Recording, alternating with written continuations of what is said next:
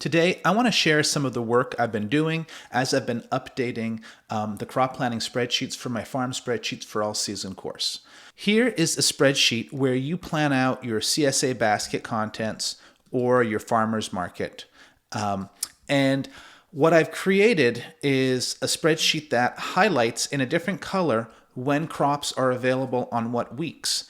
And I've been reviewing how the formulas behind it to make it a little bit more rigorous. And that's what I'm going to show you I'm going to show you some of the thinking behind that right now. Now, I'm going to make this as simple as I can, and it's a little bit more complex than the actual spreadsheets. But at the base, the information that you need is to know what weeks a crop is going to be available. So here I have 3 crops sold in different formats and the weeks that they're available. So arugula is available in 13, 14, 15 weeks, 16, and so forth, all the way up to 49. Asparagus is available 21 through 26. Spinach is available on weeks 1 through, if you pay attention, 1 through 27, and then there's a break, and they're available again 35 through the fall. And that break corresponds to the hot summers on our farm where we just don't have success growing spinach. So the key formula I use is a formula called find. And I'm going to start off with something that I know is in the list. So I want to find week 13 in this list here. So I'm going to do equals find, open parentheses. I'm searching for week 13, and I'm searching for it in this text, which is the weeks available. I'm going to close parentheses, and then that shows up as 1. And 1 means that it's the first position in that text is where it's showing up. Now, I want to make this formula so it's easy to copy paste in the other cells. So I'm going to have to go in and I'm going to lock I'm going to put a $sign in front of the 4 to lock it. That means it's always going to be the same row that it's looking at, the header row for the weeks. And I'm going to put a $sign in front of the B for the weeks available. So it means that it's always looking in this column and changing in function of the row. So I'm going to drag this to fill out the row of spinach, and I can see that week 14 is in the 4th position, week 15 is in the 7th position, and the 7th position means it's the 7th character in that set of characters that make up that string. Now I'm going to drag this information down, and I can see it works well for the spinach, and like week 13 is way over in position 37. But I'm getting an error message for the asparagus and the garlic. And that error message is because those weeks are not in this list.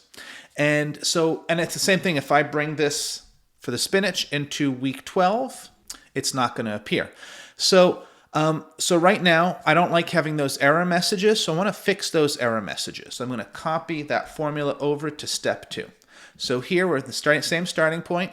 I'm putting that formula down, and what I'm simply going to do is I'm going to wrap this formula in another formula called IFERROR. And so IFERROR, and it looks at what I'm evaluating, and at the end I put comma, 0, close parentheses. And so this means if there's an error in the formula, it's going to give me a 0. I push enter, and it does give me 0. I'm going to fill the whole row, and I see I get the right answers when it's not an error. And then I drag this down, and so there's zeros everywhere instead of the errors. So good so far. This is going really great so far. However, there's one little mistake that's going to pop up. So I'm going to copy this formula over to step 3. And I'm going to go and click on week 8, which is not in the weeks available. I'm going to paste our formula, and it shows up in position 17. And what's happening here is that it's looking for the first incidence of 8, and it does actually find an 8. It's an 18, but it finds that 8 as a single digit, and so it tells you that it's there. So when I copy this throughout the whole formula, I'm going to have that 8 and 9 showing up in different places. It doesn't show up in the asparagus because there is no 8 or 9 of any type in that cell. So I've got another problem.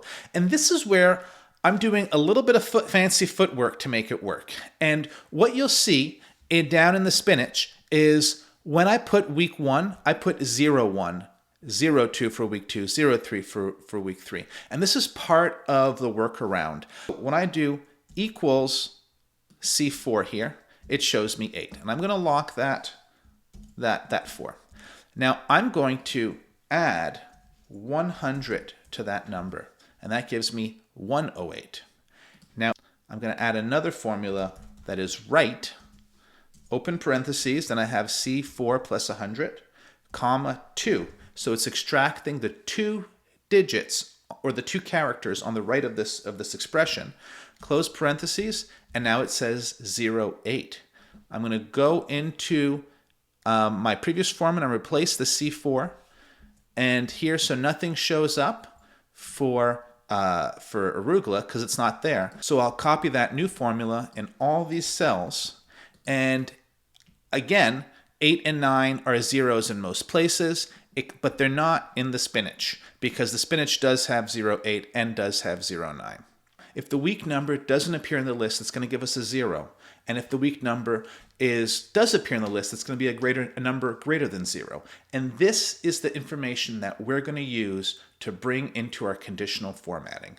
Now, next thing I'm going to do is I'm going to go and I'm going to highlight the formula from the first cell in this range, and I'm going to right-click it, and I'm going to copy it.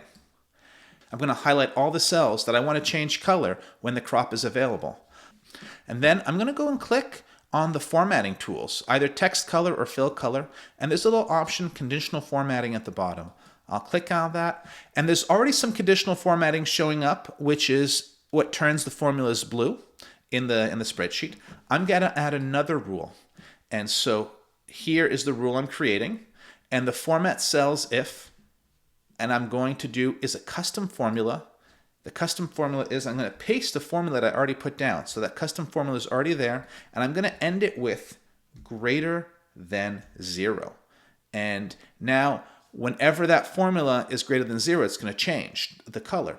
Now I'm pushing done, and we don't see anything yet because the conditional format rules applies this first one first, and those cells already are all turned blue. But if I change the order so that this formatting's first, now anything that doesn't have a 0 in it is turning green. And I can change the color to a different color, and I can push done. Now, so the conditional formatting is working. I can go in and I can delete the formulas here. And the conditional formatting still exists because it's in the rules that it's looking up whether it's in the weeks available or not and changing the color. And if I change this week number, so if I change this to 12, it disappears. If I change it back to 13, it appears. So I put it to week 1. If I put it to week 1, it disappears. If I put it to week 1, it disappears. So I've actually been using a restricted number of weeks to do this example. I could now paste in all the 52 weeks of the year, and this is showing me in those weeks when the crop is available.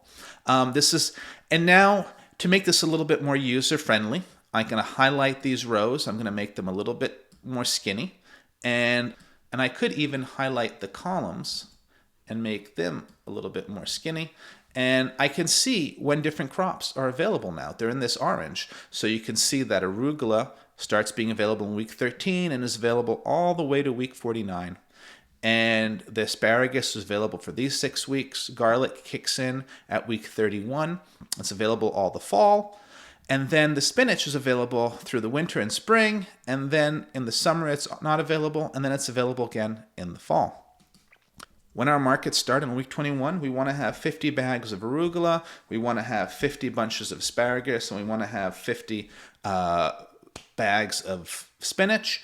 And we can fill out from there on all these weeks. We want to have the same kind of thing.